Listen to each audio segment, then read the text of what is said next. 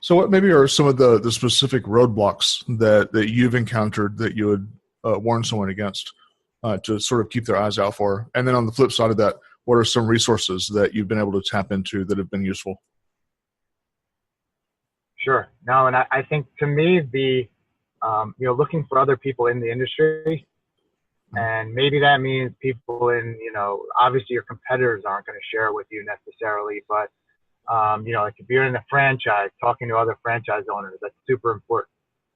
Looking at other business people, even if it's not the same, vertical, the same business, talking to other entrepreneurs, what works for them? What have they experienced? What have they done? What have they done when times were tough?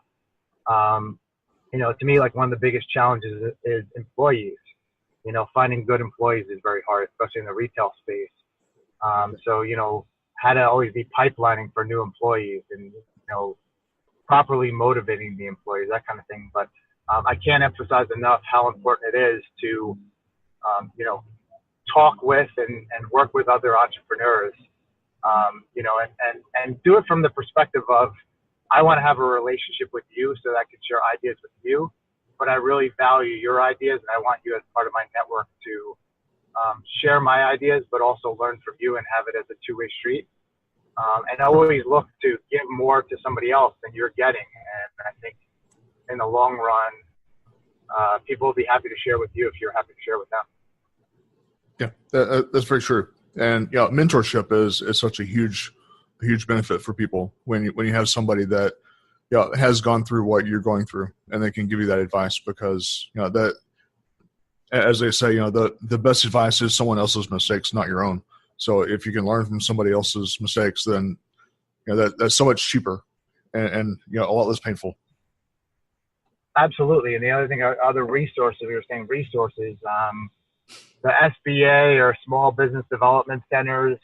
A lot of times those are in local universities or, not necessarily local, but it could be a national university. But small business development centers will help you with, creating your business plan, helping you find funding,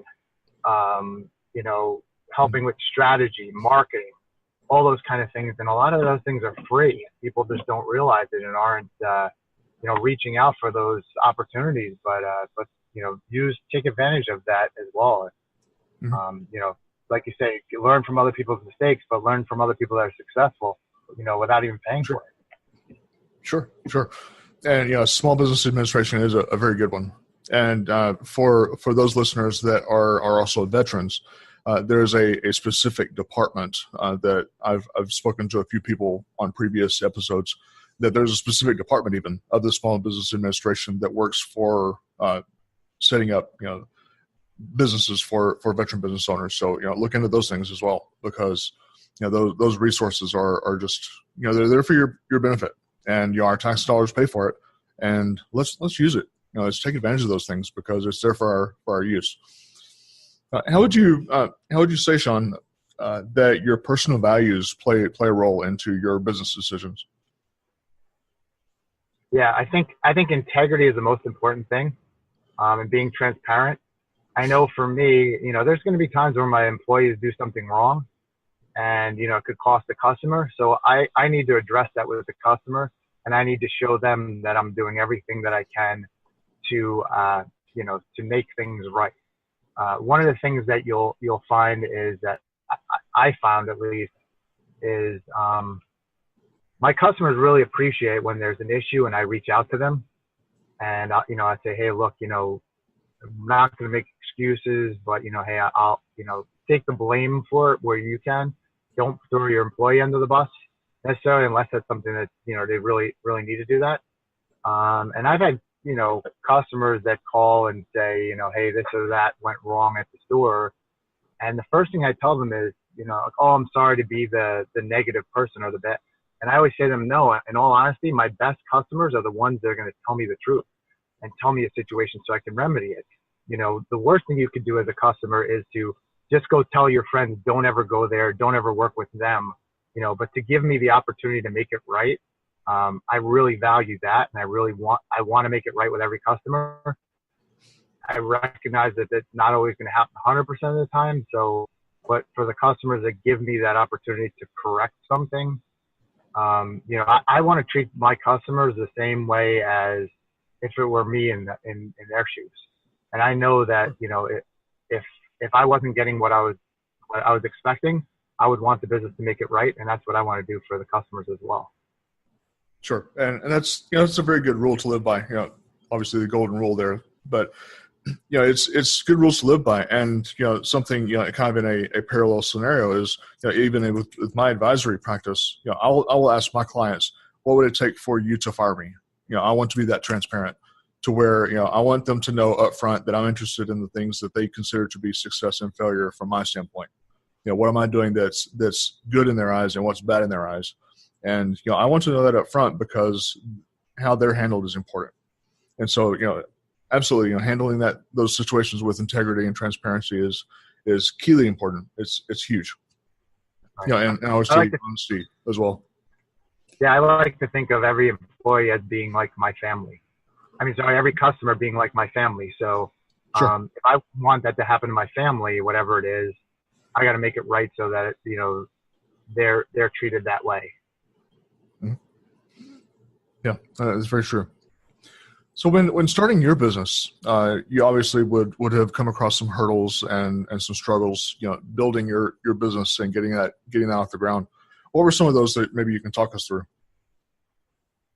Sure. Yeah. And I always say, years ago when I was in college, my uncle had retired and he wanted to get into an ice cream business. And my advice to him was, before you buy into this ice cream franchise, why don't you go down to your local ice cream place and work there for a couple months, learn the ins and outs of the business. And, I didn't take my own advice. I wish I did. The franchise provided me with 3 weeks of training, 2 weeks in their headquarters. So full weeks, 8-hour days, and then 1 week in a local store to that area. It was actually up in Connecticut. And then they, hey, have at it and, go run your store. And honestly, that's great that they provide that. But, it's like anything else. How much can you really pack into 3 weeks? So there's plenty that you'll find. I remember day one, my brother did the training with me. And day one, we had employees, so we bought an existing business. We had 2 employees that were there, and it was hectic. It was a Saturday, and in retail, Saturday is pretty big. And by the end of the day, we were both saying, thank God we had those 2 guys there, because, if we had to figure out all this on our own without people with experience, boy, oh boy, we would have been in trouble.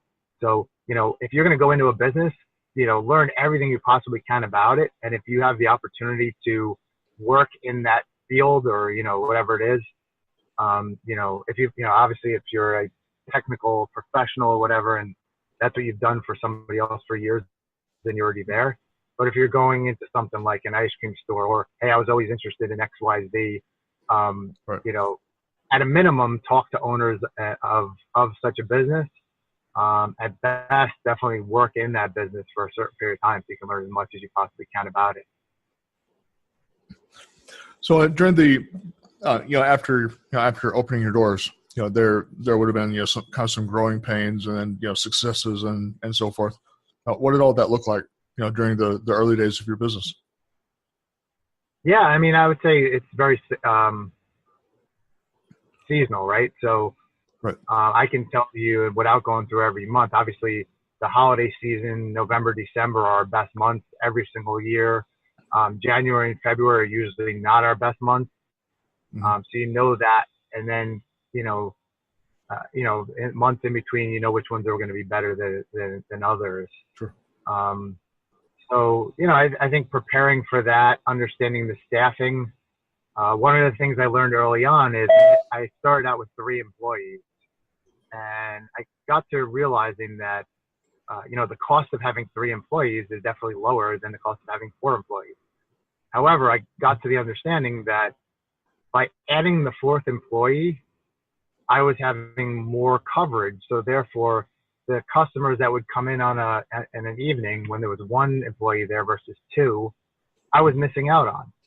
So if I could add 1 employee for, let's say, $10 an hour, as opposed to, let's say, 1 sale that would have made me $100 profit, by not having that employee, I wasn't saving money. I was actually losing money. Sure. So, you know, understanding that and being able to add that other employee that actually brought more money into me. How can you, you know, grow and expand? And then what other things outside of the store, necessarily marketing, networking with people, building relationships with small businesses, and so on. Mm-hmm. How can I grow my business using those? And one of the things that I did, you know, my store is in Northern Virginia, but I'm actually originally from New Jersey, is reach out to family and friends on, you know, Facebook, LinkedIn, wherever, and say, hey, you know, when you're going to get your next phone, or if you're looking for a tablet or this or that, come to me as the, you know, the expert in the field, and let me work with you and find a better deal for you than you'll get elsewhere. But also, you know, make it a win-win. So you can save money and I can get something as well. It's a win-win. Sure. Now you were mentioning the seasonal parts, and you know that's very familiar story for a lot of people in a lot of different businesses, not just franchises. How is it that what did you learn over the course that helped you to be able to span, you know, the feast and famine periods? Yeah, I think part of it early on was having, you know, the right banking situations. So I had a line of credit if I needed it, which was always good to have.